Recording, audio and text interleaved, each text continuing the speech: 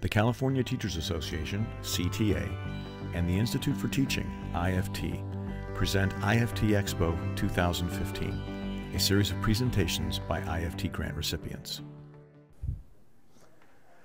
All right, so my name is Bartlett, and let me just start with this program. It's called Sculpting the Future. Just a little bit about myself first. 22-year career educator. I taught for the first 12 years at elementary schools. I don't know how many elementary school teachers are in here now. It was great at the time. And when I first started my career teaching elementary, it was great. I loved the science and working with the little kids. I taught 4th and 5th grade for years. And then about 10 to 12 years ago, we started having that shift to data-driven everything. And teaching 36 students at a 4th and 5th grade level, doing progress reports 3 times a year. It was about an hour or so per student, 3 or 4 times a year, and it was just overwhelming. So I decided to move to the high school level. So I'm going from 4th and 5th grade to high school level. And when I went to the high school level, I was teaching career technical education, focusing in drafting, architecture, advanced drafting. I currently teach at Redlands, in Redlands Unified School District at Citrus Valley High School. And I'm a CTE teacher, teaching pre-engineering design, and that's a college prep level course, mainly for students who are interested in a career in engineering or design of some sort, those college-bound students. I also teach a technical drawing, a CAD class, an advanced drafting CAD class, solid modeling, and just this year started teaching a sculpture class, and that's kind of where we come into this program for this grant-funded program for this year with a sculpture program. My grant writing history, this is my second time winning the CTA IFT grant. My first grant several years ago was for a hands-on program for robotics. I was teaching an engineering design class. I had several students interested in robotics, competition-level robotics, and so that grant covered materials. Materials are the hardest thing for schools to put out. My programs are very expensive to run, high cost of equipment and machinery, so getting the grant funding to purchase that equipment is very helpful. I've had 8 successful grants in my career, small to large, and grant writing is one of those things that I do out of necessity because I realize my program is expensive and it's not going to be funded by my classroom budget of current classroom budget of $50 per section, so $500 per year for 5 periods, 2 semesters long. It's just, that's not enough to buy paper and consumable items, much less equipment and hands-on objects for students to use. Almost $50,000 for my program over my career, which that's a huge amount. And so the grant writing just comes out of necessity. Writing grants, it takes some skill and some practice, and I know that every year if I write 3 or 4, I might get 1. And so I take the time to go through and do my research and do my planning, write those grants. Writing the grants, I was talking to some students this week in my sculpture class, and we were doing critiques on their work. And I had a list on the board of the items they must include in their critique. And several students turned those in, and those items weren't listed in that critique. I said, well, what happened to these? When I tell you exactly what I want you to talk about, you need to talk about those things. Grant writing is similar to that. In a grant application, they ask you a question, and you have to touch on that question in your application. So it's similar to that.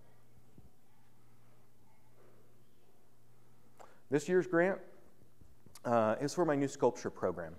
The need came out of the lack of hands-on classes for students. And teaching an engineering design class, one day, this was a year or 2 ago, asked a student to go grab a screwdriver from the toolbox, and the student looked at me like he had no idea what I was talking about. And I realized right then, I thought, oh my gosh, what has happened to this generation that we're bringing up in school right now, that they don't know what a screwdriver is. So that the hands-on part of what we've done in the classroom has gone away. And so that was really the focus for this year's program. community and job preparation, and a CTE connection, right? A career technical education connection. This is an ongoing debate between my counselors on my campus and myself and the CTE department. The counselors want to think that every one of those students on the campus is going to college, and that's not true. They're not going to college. We know that. As we sit in the classroom and we see this student struggle for 4 years, we know that they're not going to college to sit in a college classroom and struggle and pay for it. So what do we do for them, right? We have to have the hands-on, because those guys are going to have to get a job, right? At the beginning of every year, I kind of burst a bubble for some of the students, because I tell them, you know, if I'm the first one that ever tells you this, I apologize, but at some point, you're going to have to get a job. And they look at me like, wait, what? Right? They're 15, 16, 18 years old, and they've never been told that they're going to have to get a job before. So now all of a sudden, they have to have a skill that's going to set them apart from 15 other people or more that are applying for the same job. The type of classes that I teach, my CTE classes, are one of a kind in my district. I'm the only teacher in my district that teaches a pre-engineering class, that teaches a CAD drafting class, an advanced drafting class.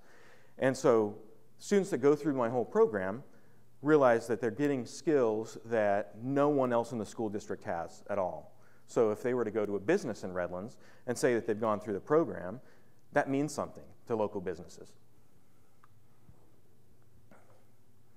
What are students getting from this program? They're getting the hands-on, right? I told this story that when I was growing up, I grew up in Southern California, in a farming community in Southern California.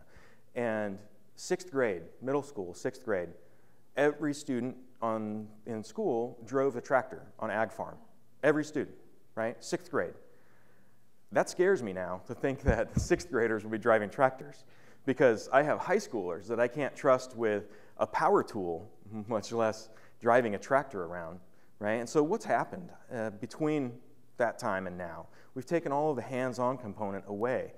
So that's really what I'm trying to do with the program, is get those hands-on skills back into the school, doing it through the sculpture program that we're doing this year.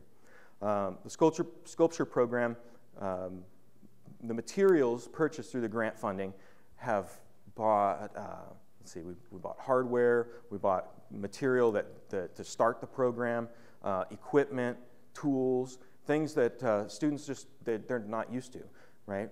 One of our first projects of the sculpture program is just paper. And so, of course, they've used scissors. Many students have never used a paper cutter.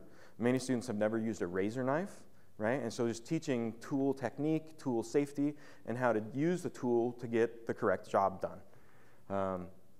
The other thing is the power tools. Many students have never used a power tool, right? At the high school level, they're 15, 16, 18 years old.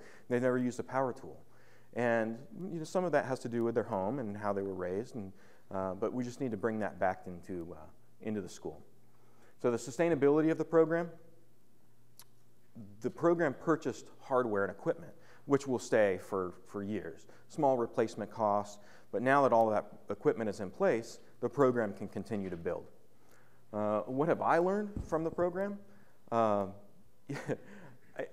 think that I overestimated how prepared and how ready students were. Students haven't done hands-on for a long time, right? And I said when I was in 6th grade, I had the experience of driving the tractor and using the tools and equipment.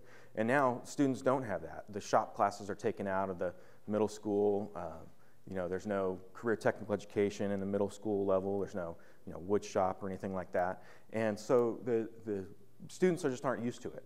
And I went in, you know, gung-ho and said, we're going to do this. And when students have never held a screwdriver, never held a hand drill, never used a chisel. And so I have some pictures that, as we go through some of the sculpture projects from this year, students using just paper. That's all they can use. And so, you know, birds and cameras, using a razor knife to get exact precision work done. Next one was using chisels, carving chisels. Well, the students thought, and it's interesting because every project I do with them, they say, oh my gosh, this is the hardest thing we've ever done. Well, it's only hard because they've never used the tools. They've never completed the process before. So using chisels to carve shapes out of wood, okay, that's completely hands-on. The next one was the wire project, and students who never held a pair of pliers in their hand before, didn't know how to use pliers to cut a piece of wire, to bend wire. So these were some of our wire sculpture projects that the students did. And then I have a small group of students who have been through my CTE program, and those students are more familiar with the equipment, and so we have them doing welding projects. And the other students see this and they ask, well, why aren't we doing welding projects? And sometimes I'm brutally honest with them. I said, well, you poked yourself with a screwdriver, so I'm not going to give you a welder yet. Okay? So they have to build up to that level. And that's all. So thank you very much. Learn more about the Institute for Teaching and its commitment to strength-based teacher-driven change at www.teacherdrivenchange.org and follow us on Twitter at CTAIFT.